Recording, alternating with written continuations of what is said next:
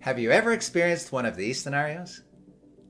You're walking into a Starbucks and you run into a friend and that person says, "Hey, before I forget," and immediately asks you for something.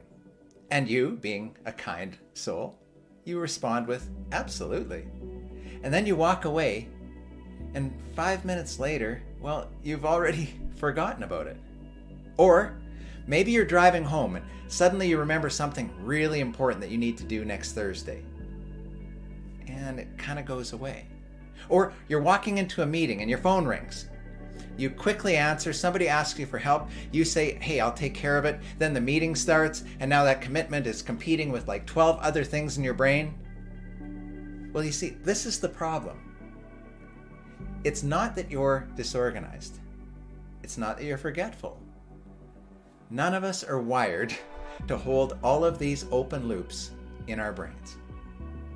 I'm Aubrey. I've spent over 16 years as a principal and a superintendent, and I've worked with hundreds of leaders one-to-one in education and business and thousands more through workshops and presentations.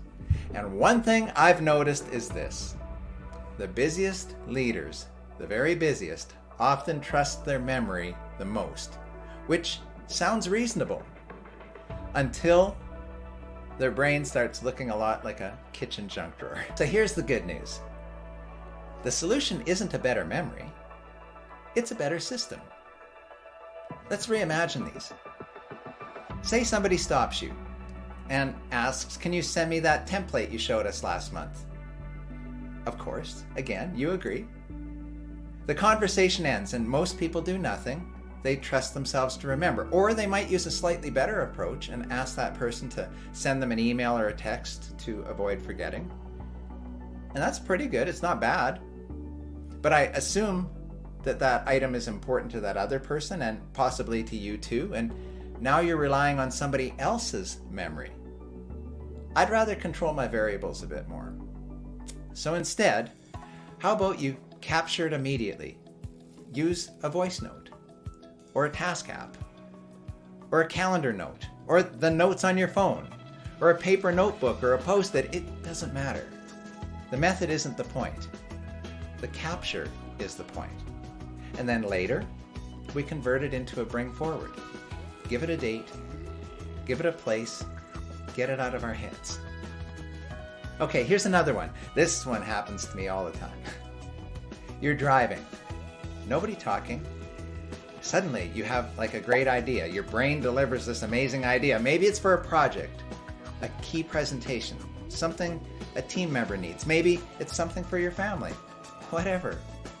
For years, we've always assumed that we would remember this stuff, but no, you won't. And neither would I. So you want to capture it. Use a voice memo. Use Siri to send a text to yourself. Use Google Assistant. Use whatever tool is easiest, and then later you process it. You turn it into a bring forward. And one more, one that leaders experience every day. You're walking between meetings, you're hurrying along, and someone says, "Can we talk about staffing next month?" Or, "Can you look into that budget question?" Or, "Can you connect me with somebody who can help?" And you quickly say, "Yes." And then you keep walking. And now you've created another open loop in your brain. So instead, capture that idea. However you like. Phone, sticky, just not on your hand. You might wash that. Later on, bring forward, time block, done. So people often ask, what's the best capture tool on the go? And honestly, I don't care. Because although it's well-intentioned, it's the wrong question. The best capture tool is the one that you'll actually use. For some, that might be a phone, or a notebook, a dry erase board, voice notes, text to yourself, a task app like Microsoft To Do or OneNote or Google Keep or Tasks, whatever you would use. The goal isn't the tool. The goal is getting commitments out of your head and into a trusted system. So notice what we're doing now. The system is getting bigger. We started a few videos back with paper.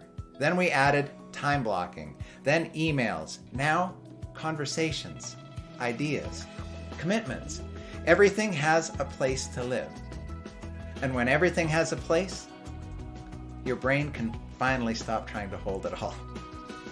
So if you've watched the first few videos in this series, here's a challenge for you. For the next week, stop trusting your memory. Every time somebody asks you for something, every time you have an idea, every time you make a commitment, capture it. And give yourself a time block for 15 minutes on Friday to convert these captures into bring forwards. Bring forwards with time blocks. Bring forwards with time blocks that begin with a verb.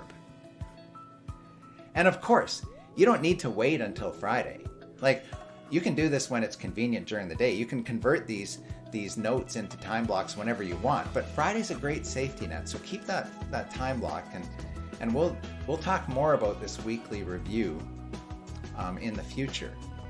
Most people prefer Friday mornings, but some prefer the afternoon, and some like other days. Hey, you do you. I'll talk more about the weekly review in future videos, and I'll try to talk you into Friday mornings as well. Paper, digital, ideas. Capture, bring it forward, time block. No need to remember. You'll be amazed at how much lighter your brain feels. And if you'd like to see where this system came from, I've made the first 4 chapters of Bring It Forward available for free, and the link is below. In my next video, I'm going to show you something most leaders completely overlook. Your meetings can become one of the most powerful bring forward systems that you'll build. And once you see it, you will never prepare for meetings the same way again.